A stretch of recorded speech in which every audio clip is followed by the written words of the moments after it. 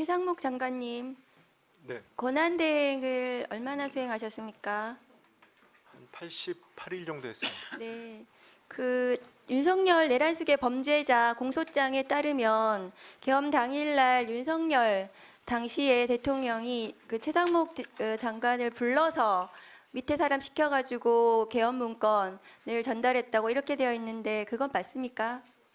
뭐 기획재정부 장관 부르시고 손짓을 하니까 옆에 있는 실무자가 저한테 네. 뭐 하여튼 쪽지 형태로 잡혀 있는 걸 그렇다면 줬습니다. 예, 쪽지 아니고 문건인 것 같은데요. 그렇다면 그것은 당시 계엄을 선포한 대통령의 지시로 문건이 전달된 건 맞습니까?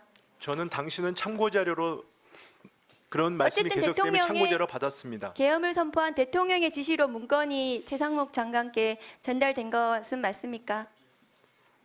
불렀으니까요. 네, 제가 말씀드린 그대로입니다. 네. 그래서 그렇다면은 근데 그 문건을 안 보셨다는 거죠? 네, 뭐 접혀 있는 상태였기 때문에 그 당시는 네. 경황이 없었습니다. 어쨌든 거기서 나가서도 안 보셨다는 네, 거죠? 그 당시에 나와서 저는 그래서 사퇴할 나라가 이렇게 생각이었습니다. 망했나 봅니다. 네. 대통령이 장관한테 문건을 줬는데 그 문건을 안 봤대요. 그래서 대통령이 탄핵이 되고 장관한테 뭘 지시를 했는데도 장관이 대통령의 그 지시를 무시하는 거네요. 그리고 본인은 국채도 사시고요. 그리고 이 권한대행의 문제가 지금 뭐 탄핵 소추가 돼서 4가지 사유로 소추가 됐는데 이 모두가 다 심각하고요. 그리고 한덕수 또 권한대행의 문제도 굉장히 심각합니다. 보시면 최상목 장관님 한번 보세요. 화면 좀 올려주십시오. 어제 충격적인 보도가 났거든요. 한덕수 지금 권한대행이죠. 지금 보니까 이재명 대통령 막는 게 사명이다. 이재명 전 더불어민주당 대표 대선 승리 상황이 우려된다. 이렇게 표명을 했다고 해요. 한덕수 총리가 본인의 불출마 기사를 보고 사실이 아니라면서 이렇게 발언을 했다고 보도가 났습니다. 이 단독 보도는 아마 사실이니까 보도를 했겠죠. 그런데 이런 사람이 대통령 선거를 지금 관리한다고 합니다. 대행을 해보셨으니까 아실 것 같은데 맞습니까? 관리하는 게 맞습니까? 뭐 제가 판단에 위치 않고 저 보도는 아마 사실이 아닐 거로 생각합니다. 사실이 아닌지 사실인지 모르겠지만 이런 말 했으면 이 사람 선거 관리하면 안 되는 거거든요. 이런 사람이 지금 헌법재판관을 또 지명을 해가지고 대통령도 아니면서 저기서 앉아있는 이완규 법제처장을 본인이 지명해놓고 오늘 또 보니까 헌법재판소에 지명이 아니랍니다. 발표만 했지. 이완규 법제처장 인사검증 뭐 자료 내고 했다고 하는데 지금 알려드립니다. 지명 아니라고 합니다. 잘 아세요. 이런 사람 대통령을 선거 관리해야 될지 모르겠습니다. 노무현 전 대통령이 청와대 오찬에서 발언한 거 가지고 탄핵 소추가 됐었습니다. 한덕수 대행이 지금 탄핵 소추 사유 하나씩 쌓아가면서 지금 대행을 하고 있는데 장관님 알고 계십니까? 한덕수 대행의 이런 행태 어떻게 생각하시냐고요? 제가 대행에 뭐에 대해서 평가를 하는 건 맞지 않다고 생각합니다. 본인도 출마 의사 있으세요? 저는 없습니다.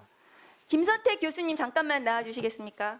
아까 말씀하시기에 권한대행은 거리가 된 이후에 파면이 된 이후에 된 이후에 권한대행은 현상 유지와 가장 정치적 중립성이 중요하다고 하셨습니다.